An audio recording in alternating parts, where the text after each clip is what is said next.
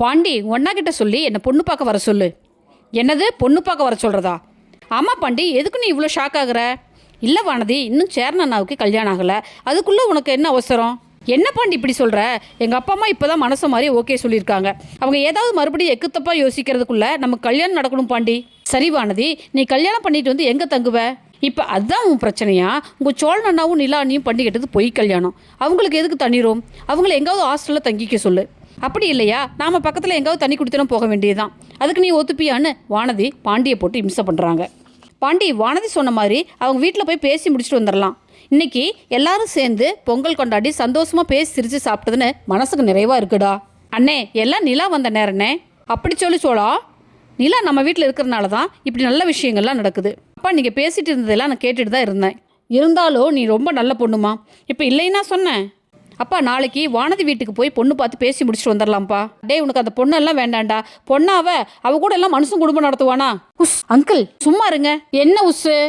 அவளை பற்றி எல்லாம் உனக்கு தெரியாது. எப்போ பார்த்தாலும் லபோதிபன்னு கத்திட்டே கிடக்கும். இவனால எல்லாம் அவளை சமாளிக்க முடியாது. அங்கிள், எல்லாரும் என்ன மாதிரி அமைதியாக இருப்பாங்கன்னு எதிர்பார்த்தா எப்படி?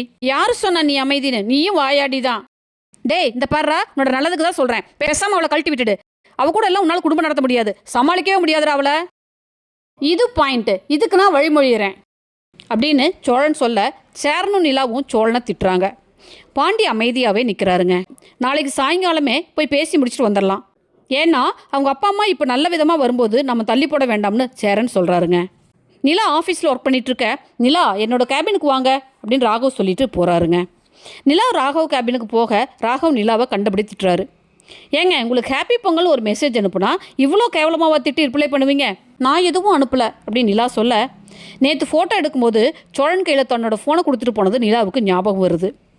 மெசேஜ் அனுப்புறதெல்லாம் அனுப்பிட்டு நேரில் பார்க்கும்போது அப்படியே பாவமாக முகத்தை வச்சுக்கிறதுன்னு நிலாவை ராகவ் திட்டுறாருங்க. ஏன் நிலா, இந்த ராகவ் ஏன் உங்கள்கிட்ட மட்டும் இப்படி நடந்துக்கிறாரு? உன்னை திட்டினது இங்கே வரைக்கும் கேட்டுச்சு. ஏன் திவ்யா, உன்னோட ஃப்ரெண்ட்ஸ் எல்லாம் சேர்ந்து கம்பெனி ஆரம்பிக்க போனாங்கன்னு சொன்னியே, அவங்க ஆரம்பிச்சிட்டாங்களா? ஆரம்பிச்சிட்டாங்க. ஆனால் அதில் பணம் போட்டால் தான் நாமளும் சேர முடியும்னு திவ்யா நிலா கிட்ட சொல்கிறாங்க. பாண்டி மனசே சரியில்லாமல் ஏதோ யோசனையில் ஸ்க்ரூவை கழட்ட வேண்டிய இடத்துல டைட் பண்ணிட்டு இருக்காரு. கண்ணன் ப்ரோ அதை சொல்ல, நான் பார்த்துக்கிறேன், நீ வேலையை பார்த்துட்டு போன்னு கண்ணன் ப்ரோவை பாண்டி கடிஞ்சு பேசுகிறாருங்க. அப்போ வானதி சந்தோஷமாக கடைக்கு வராங்க. என்ன வானதி, ரொம்ப சந்தோஷமாக இருக்க? ஆமாம், இருக்காத பின்ன, பாண்டி வீட்டிலேருந்து என்னை பொண்ணு கேட்டு இன்றைக்கி வராங்க அப்படின்னு வானதி ரொம்ப சந்தோஷமாக சொல்ல நம்ம கண்ணன் ப்ரோ வாயை பொழக்கிறாருங்க. ஆனால் நம்ம பாண்டியோ சோகத்தோட உச்சியில் இருக்காருங்க.